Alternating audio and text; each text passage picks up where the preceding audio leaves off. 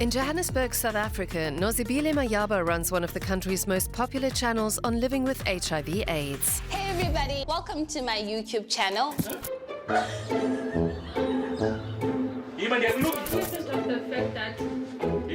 So for me to go back and say I had been infected after one encounter with a boy, with a man, I thought that would just kill my mom.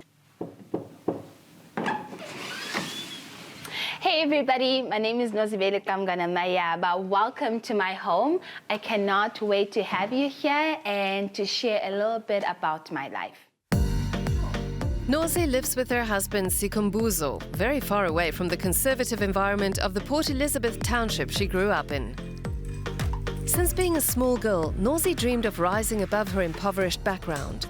She became the first in her family to graduate from university and secure a good job. Then, in 2013, she was diagnosed with HIV. This felt like a low blow. I remember my doctor asking me, like, what are some of my fears? And I was like, I don't want to die. I'm too young. I still have a lot of things that I want to do. I still want to travel the world. I want to get married. I want to have children. I want to build a really successful life for myself. But here I am. How am I going to use all of this for the better? The turning point for Nozi's life came when she decided to live positively with HIV and teach others that a long and healthy life is possible with the right medication.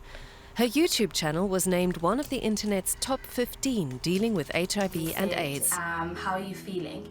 And I said, I'm actually fine. I'm glad that I'd spoken to you and I'm glad that I'd talked to you. And lastly, once again, I've said this 1,000 times, but thank you so much since we have started this YouTube channel, giving me the platform to share my thoughts and using my story. Please trust the process and you will be okay. Once again, the deepest pain unleashed like my greatest potential, where I get to interact with so many different people, but most importantly, change lives, continue to change lives. And in the process, she found love. Even though HIV negative himself, Sikhumbuzo was unconcerned when she disclosed her status on their very first date.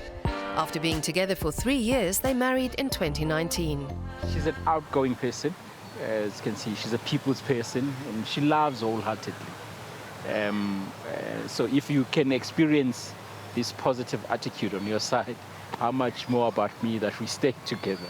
So really, it's the love, it's the warmth that I am experiencing on a daily basis.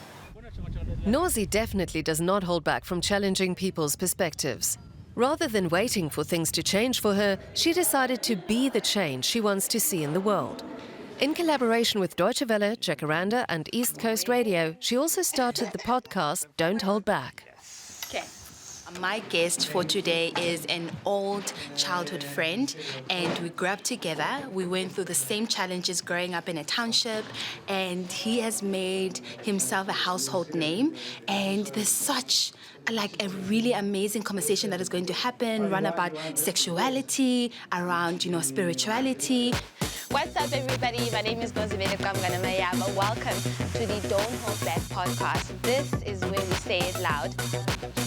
In her podcast, Nozi purposely deals with uncomfortable, taboo topics concerning health, sexuality and identity. She believes in the importance of creating a safe space for young people to talk. What a conversation. I am lost for words, but that is where we leave it for today. Thank you so much for joining us. If you want to see change in some of the challenges that we are experiencing as a country, the first step is to acknowledge that these things need to be addressed. We need to have open conversations. We need to have platforms where I can freely talk about so many different things without being judged or without being silenced. 2 more times.